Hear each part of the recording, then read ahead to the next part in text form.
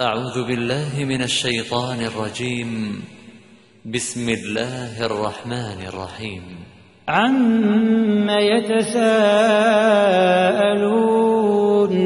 عن النبأ العظيم الذي هم فيه مختلفون كلا سيعلمون ثم كلا سيعلمون ألم نجعل الأرض مهادا والجبال أوتادا وخلقناكم أزواجا وجعلنا نومكم سباتا وجعلنا الليل لباسا وجعلنا النهار معاشا وبنينا فوقكم سبعا شدادا وجعلنا سراجا وهاجا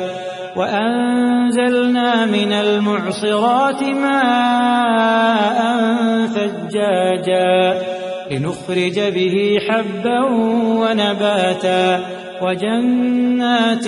ألفافا إن يوم الفصل كان ميقاتا يوم ينفخ في الصور فتأتون أفواجا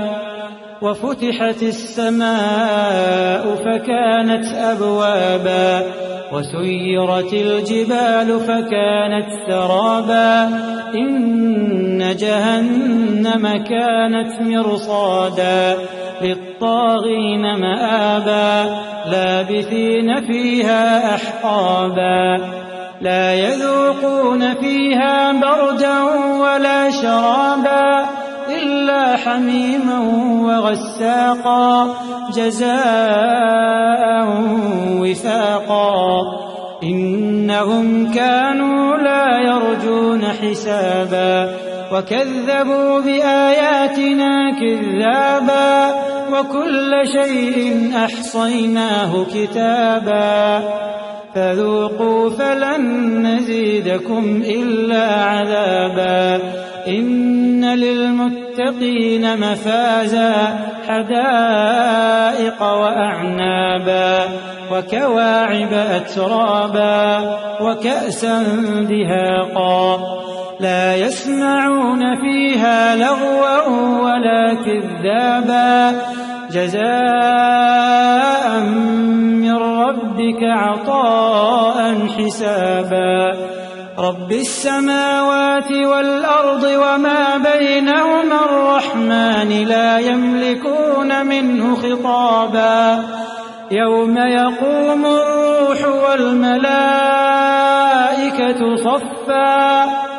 صفا لا يتكلمون إلا من أذن له الرحمن وقال صوابا